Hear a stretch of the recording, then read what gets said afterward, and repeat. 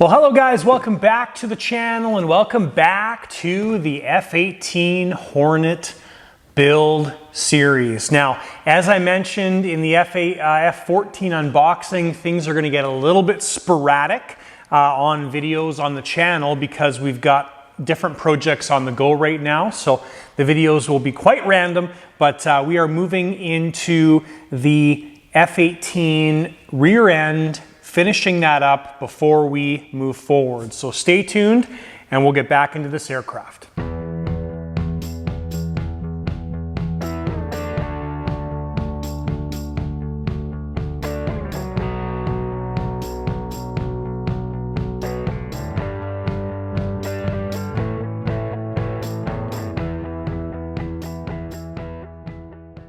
I know the videos for the 18 have been very focused. Now that we've got the wings done, things are going to get a little bit sporadic with the 18 because there's not big things to accomplish.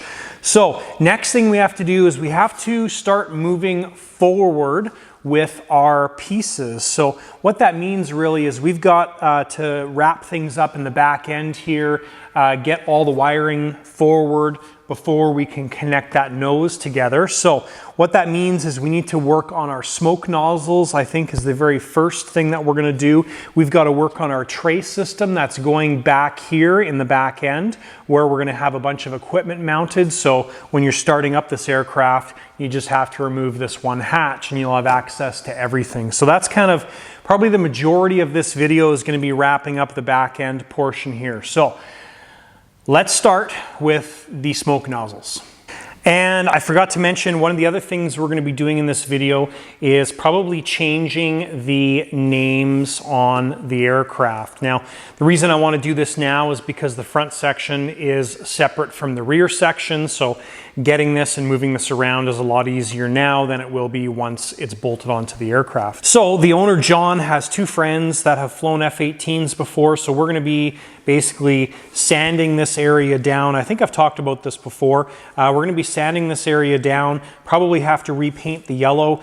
We have to put our new names on there, paint the black, and pull off our stencils. So we have that to do front and back on both sides of the nose as well. All right, so when John ordered the compressor from Aero Panda, we also tacked on some smoke nozzles.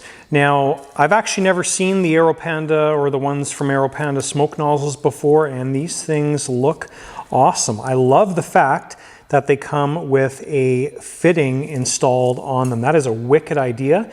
Good job, Aero Panda. That's great if you guys are watching this video.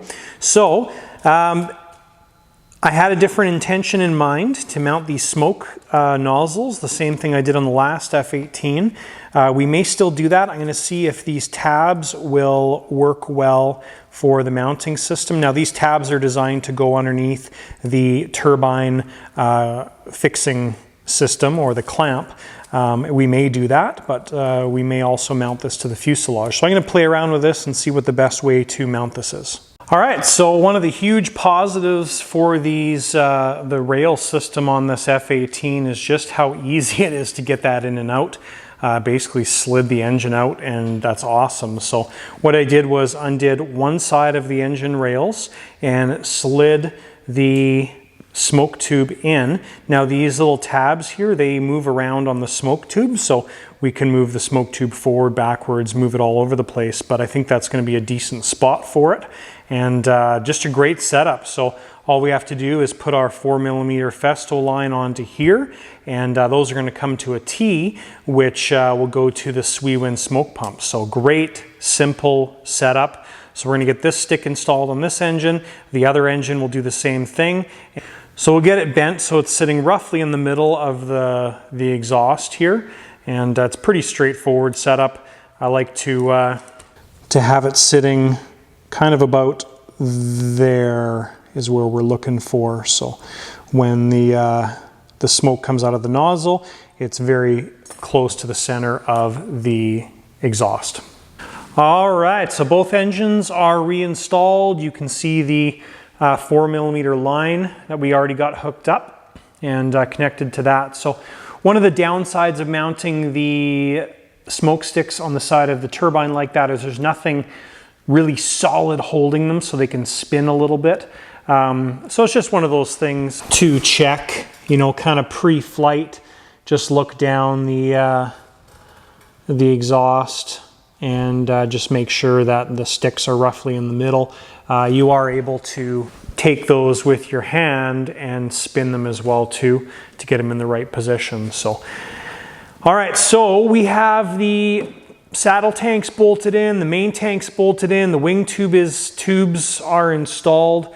Now the reason for that is we want to work on our plate that's going in here. So you don't want to build the plate and be like, oh crap, now we got to try and fit the wing tubes in. So essentially what's going to happen here, this is not the plate, but we are going to have the plate sitting on top of this wing tube, and it's probably going to go right to back here. So it's going to butt into that wing tube, and it's going to cover this entire area right here.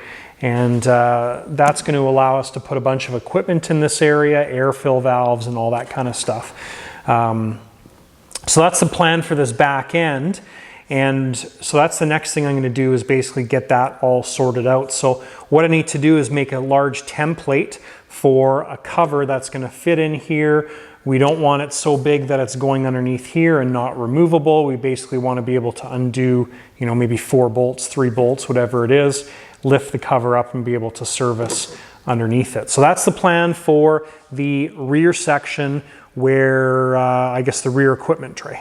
Okay guys, so I took what we call a duotang, like a folder, and it's just like cardstock, and basically made a template for the 18, and that worked out swimmingly.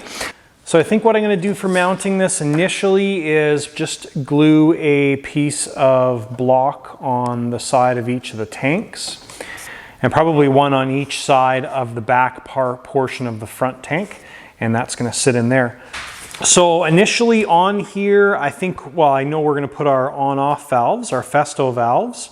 We're going to have for the engine, we're going to have a valve for the smoke system as well too. We're probably going to have our GSUs mounted, or we'll have a GSU plug-in for the turbines. And we'll probably have our data relay modules for the turbines mounted here as well too. So quite a few options as far as what we can put on this plate. That's going to depend on how things fit in the rest of the aircraft. So what I'll do now is I will put this on a piece of ply. I will cut this out, and on this particular scenario we're going to be laminating the faux carbon to this ply, and it's going to look awesome. All right, so we've used spray glue and glued the ABS faux carbon material,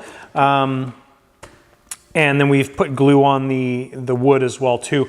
Now you want to keep in mind that because this is a custom built tray, it may be that it fits one way and not the other. So you want to make sure that the bottom side is the bottom side of the wood that you cut out, so when you flip this over it fits properly. So just keep that in mind. I had to use 2 pieces here because I didn't have a 1/8 inch ply piece that's big enough right now. So not a big deal, we can just put some CA in the joint here and that'll be a non-issue. Now one of the reasons you want to put ply on the bottom of the faux carbon is because number one, you want something to screw into from the top side, and this stuff's fairly flexible, so unless it's got a whole bunch of support over time it will bend. But next thing to do is cut this out, and we'll use our trusty saw to cut that out. All right, so there we are installed. Now this stuff comes with the protective plastic on there. I'll keep that plastic installed until I'm ready to start mounting things to this, and then it leaves a really nice finish. You know, the little vinyl sticker clear stuff that you pull off of screens and things like that, that's what's on there. And lots of people ask where I get this material. I order this from DreamWorks down in Florida in the US. That's where I get it from. It may be available other places, but yeah, so anyways, that's where this comes from for me. So what I've done is held this up in the spot where I want this. Now, I was initially thinking about having it rest against the front intake, which is underneath there, but we want to make sure we have some room to maneuver this stuff. So, you know, if we have any tubes or anything going through there is what I'm talking about. So I've lifted this up a little bit, kind of in a comfortable spot right there, and just put some Sharpie marks on the tank. So now when we glue our blocks to the tanks, that gives us a reference line where we can glue them to. So, hey guys, so we took the saddle tanks out, got the pieces of wood for the tray mounted. Now you want to be careful when you are sanding the tanks. We have to roughen up this area so the glue sticks. Now we're using 20-minute high sol here. This is the 2-to-1 material. If you roughen up a big area and you don't cover it with epoxy, that little rough patch that you created is enough to let air or fluid or fuel leak out of the tanks. So in this case, I roughened up an area, you know, roughly about the size of that piece of wood, and then we've covered it over with high sol. So those are the saddle tanks completed. The main tank here, we just installed the pieces of wood while the tank was inside the aircraft. We may sand those out a little bit if they interfere getting this tank out of the aircraft, but the only reason we need to take this tank out at this point is to run lines and stuff. So that is the F-18 tray. Now we're going to let this cure overnight, and then we will get back to mounting that tray and continuing to run our items forward. All right guys, so our mounts are all glued and solid from yesterday. So what we'll do now is we will put the tanks back in this aircraft, and we'll see how our gear plate works. All right, well that works absolutely beautifully. Very impressed with that. So what I'm going to do right now is I'm going to get these holes drilled, and we'll use the RTL Fasteners servo screws to mount these things, which are our Allen key screws.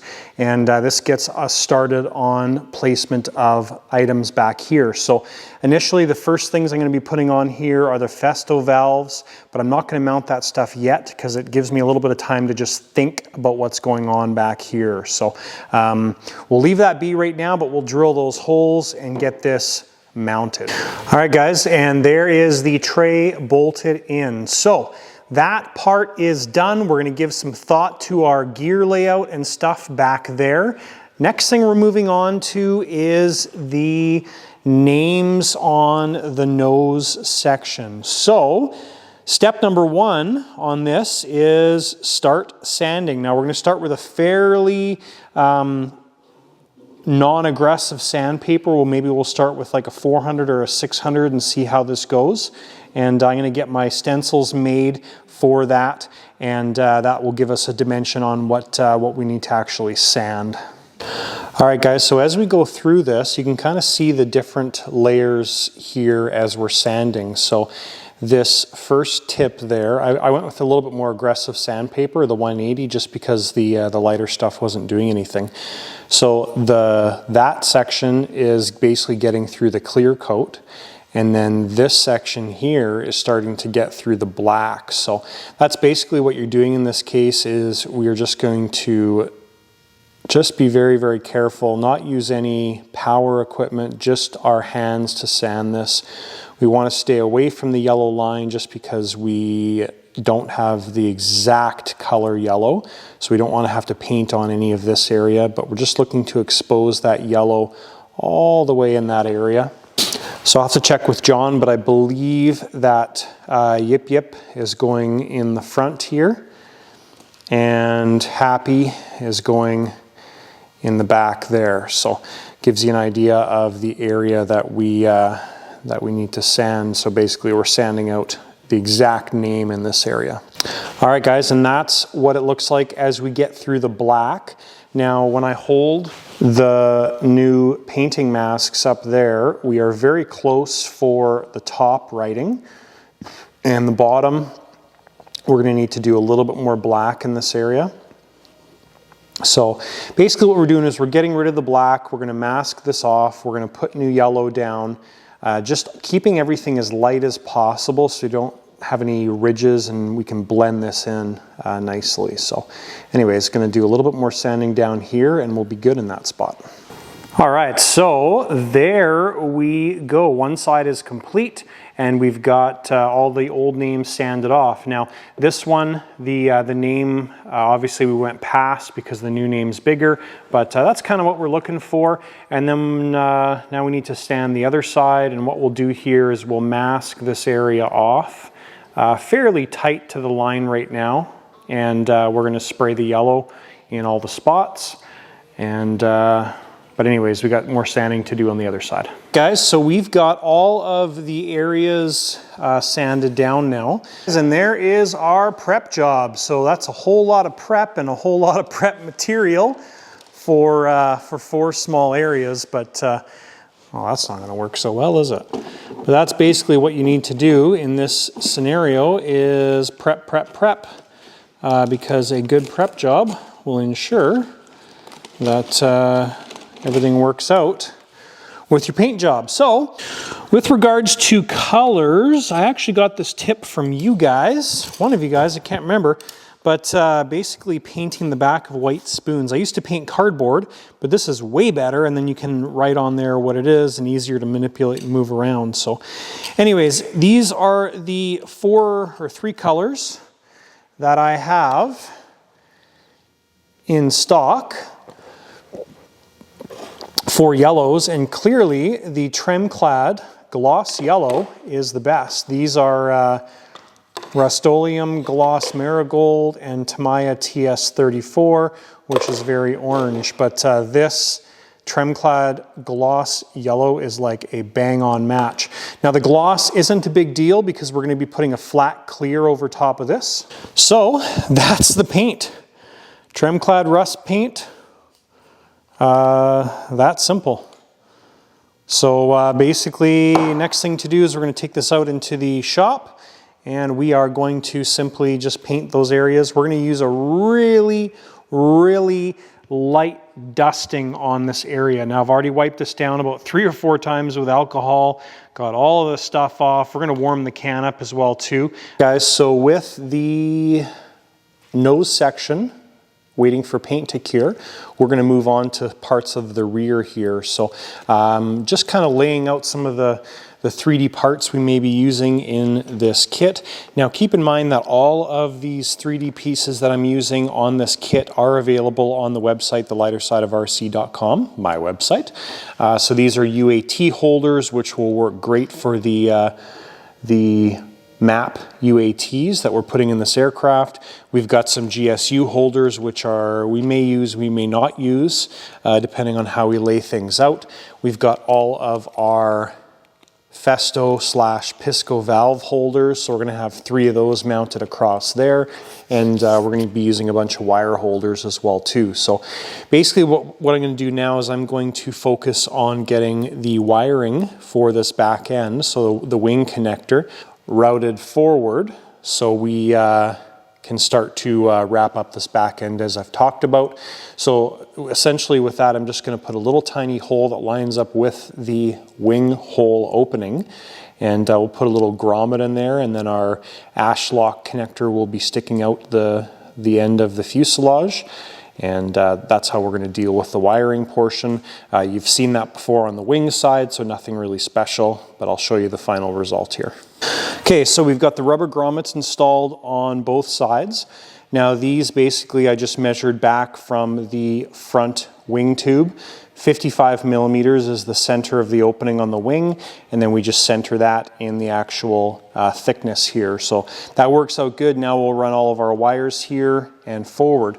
Now one of the things to think about with the F-18 is, maybe you can see it here, but down in the bottom section there is all of the air lines that come forward in the whole system. So you got to be careful with those because there's no real opening beside the tank. which are all these tubes right there. So we may have to do a little grinding on that that area just to create a little space. But so next thing we're going to do is we're going to take this tank out just so we've got access to run all the wires and everything forward, and we'll sort out the lines here as well. All right, so we've got the right connector done up here. So we've got the 3 wires going to the wing. We've got the light plug-in, and that is what we're looking for. So I put some shrink wrap around there. Now what we'll do is we'll feed the wires through the hole. We're going to put a little section of snake skin to protect the wires as we go through all this stuff, because the path of wires, basically they're going to come out here, they're going to go down a little bit to avoid the wing tube and then come up. So there's lots of contact with different formers and stuff, which we want to protect the wires from, especially the wing wires, because they're fairly important.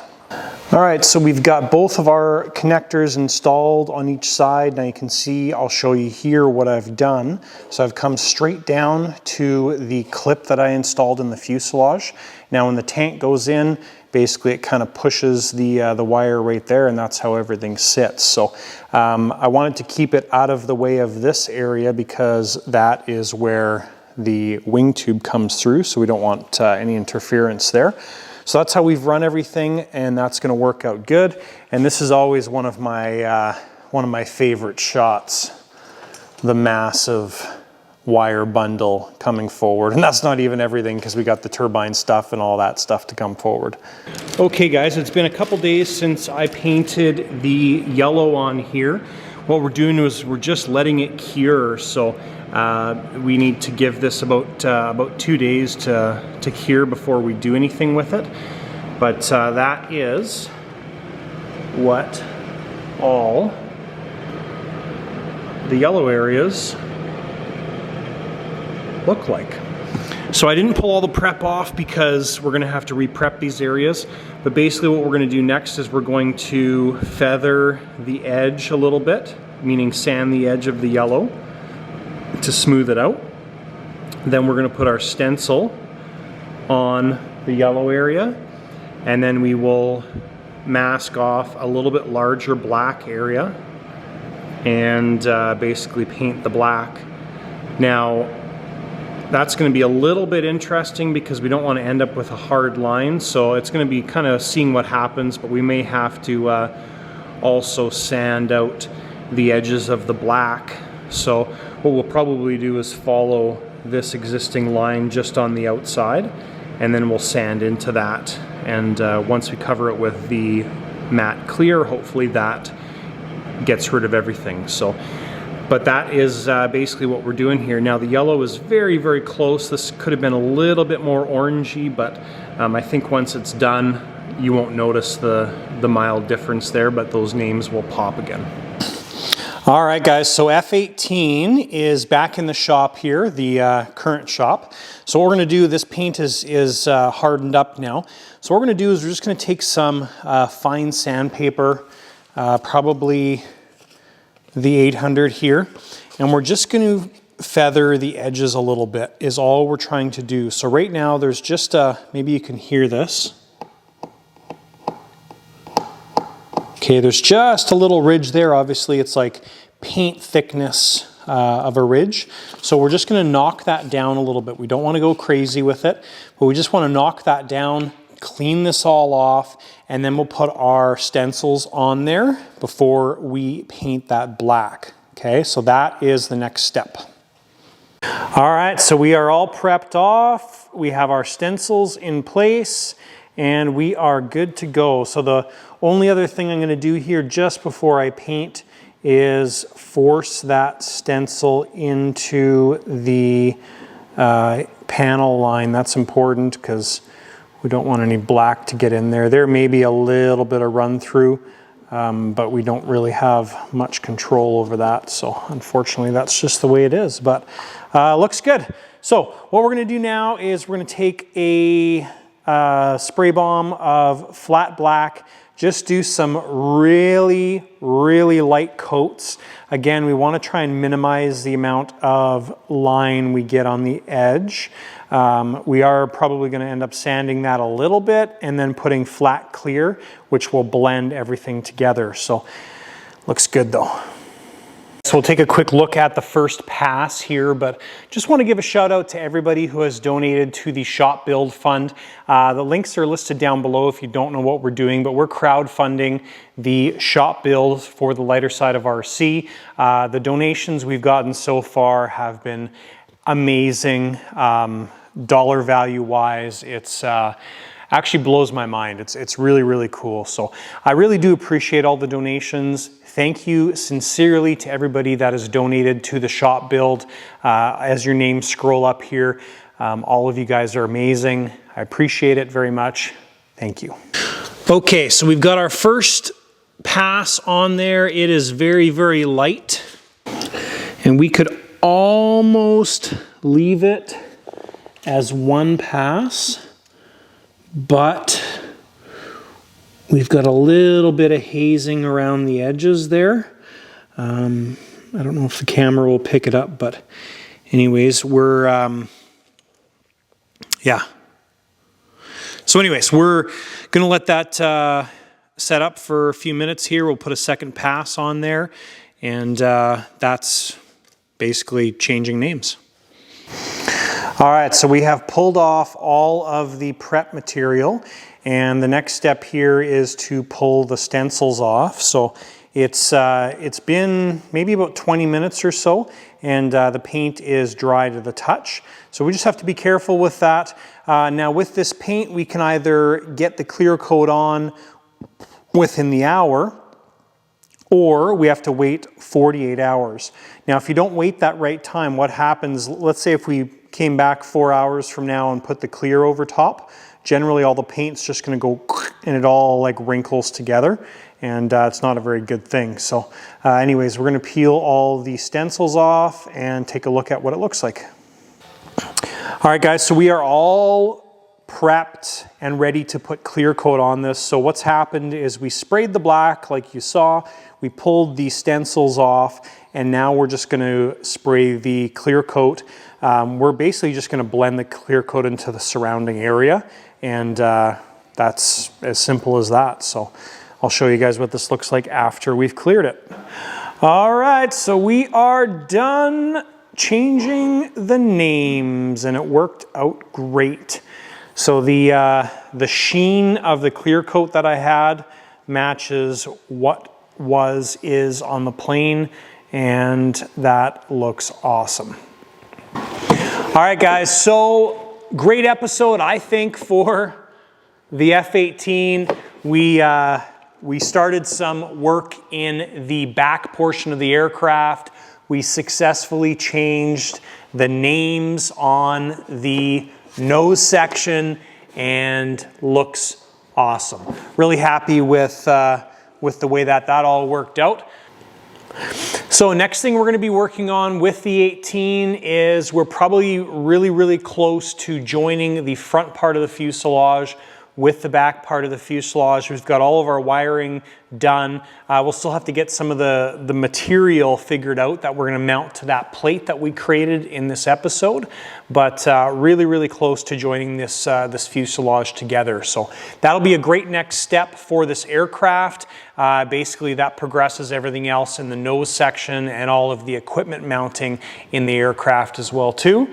So thanks guys for watching. Thank you for supporting the channel. If you haven't done so already, don't forget to give the video a thumbs up.